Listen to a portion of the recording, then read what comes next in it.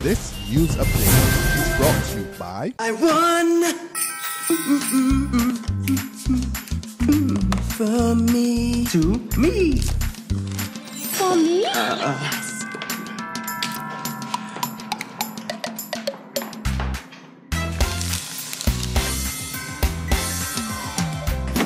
You don't need speakers, right?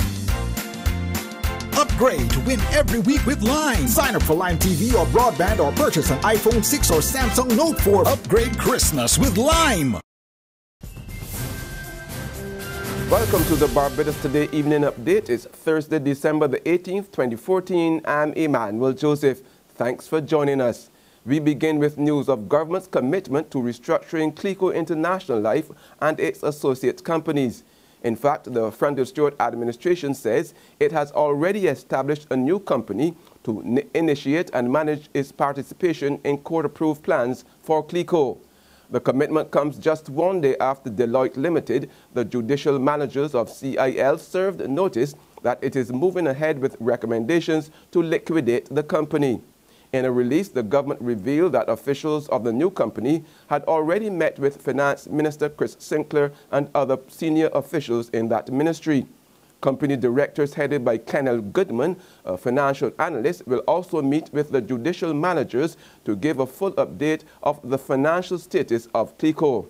The government said that once this is done, the initial short-term funding of CLICO will begin. Meanwhile, opposition leader Mia Mottley is calling on the government to reinstate dismissed workers of the National Conservation Commission. Her suggestion comes just one day after all but one member of the tribunal responsible for hearing the workers' case resigned.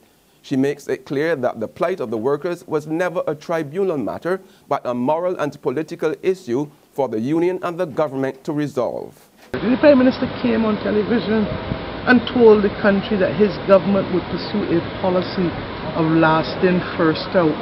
His government would pursue a policy of sole breadwinner being protected, and that we would see that kind of caring approach to the issue of layoffs.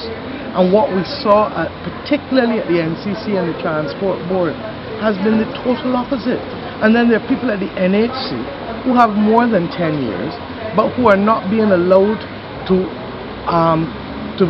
be treated as pensionable, when the law says that they should. Now, individual cases like that may be better handled by the tribunal, but the collective cases of the mass layoffs at the NCC and the Transport Board, in my view, was never a tribunal issue. It was a moral, political, industrial issue for the government, the executive, and for the unions to resolve in the way that Barbadians have known best for over 75 years. Over $700 million and counting.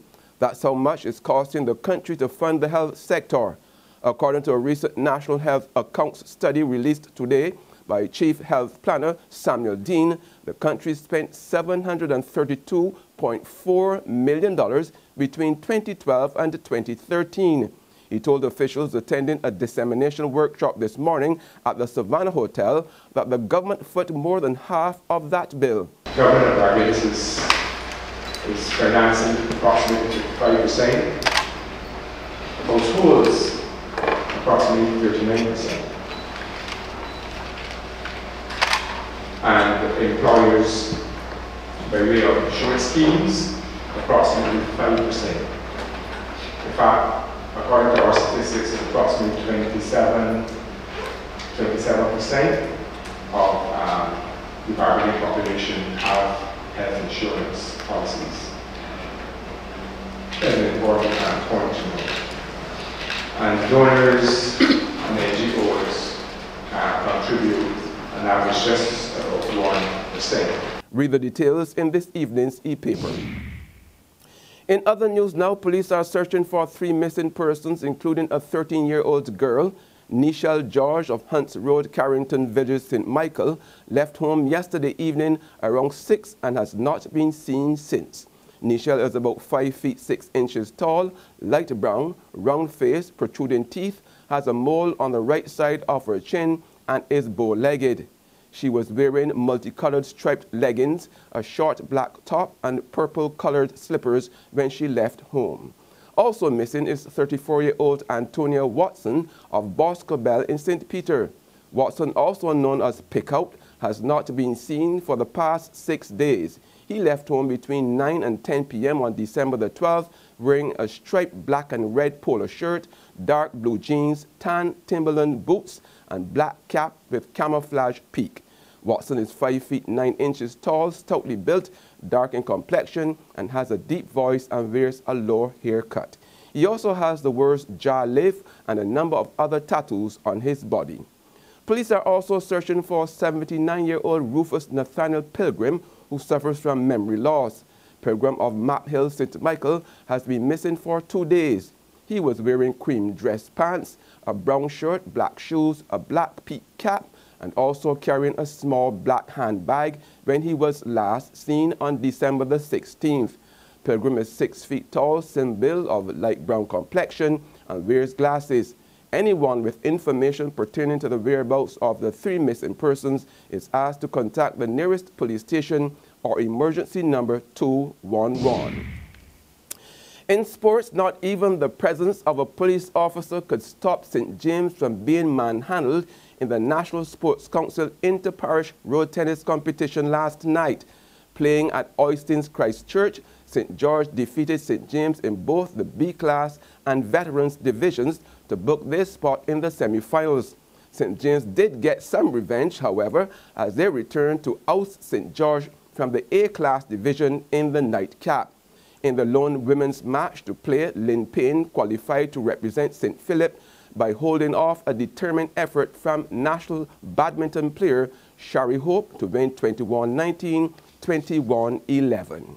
There's regional and international news after this short break. Hi, I'm Red Plastic Bag. Anyone who knows me knows I don't like cold.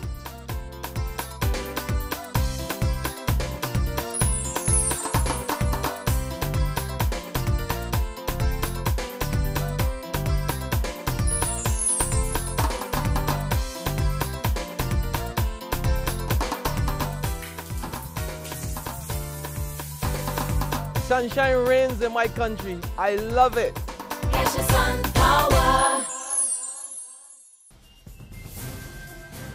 To the region now, Venezuela's acting ambassador to Barbados gives President Barack Obama the thumbs up to his new Cuba policy.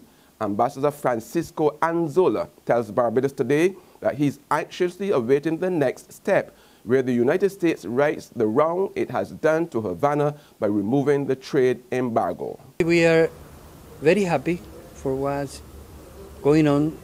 However, the news just broke yesterday, so we are kind of in a position of wait and see what's happening. Up to now, we are kind of observers what's going on between all those two countries. Everything looks good. We are very happy for the freedom of the Cuban Five and the recognition of the President Barack Obama that something or many things they did were wrong, or at least were not complying with the results. So they have to correct many things, and they should have a new strategy to deal with not only Cuba, with Latin America. Meantime, on the international scene, the breakthrough in U.S.-Cuba relations saw strong reactions in both countries. In Miami, Florida, and Union City in New Jersey, home to the largest Cuban-American population, there was mixed feelings on the historic move. Ya, para nosotros eso, y otra cosa muy importante, el restablecimiento de las relaciones diplomáticas. It's about time. The embargo was a fiasco.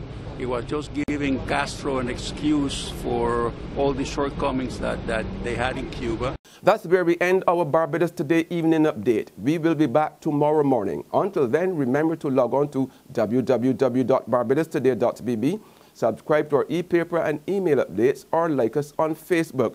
You can also catch us on Izumi Media in bus terminals or Screenplay at supermarkets and gas stations near you.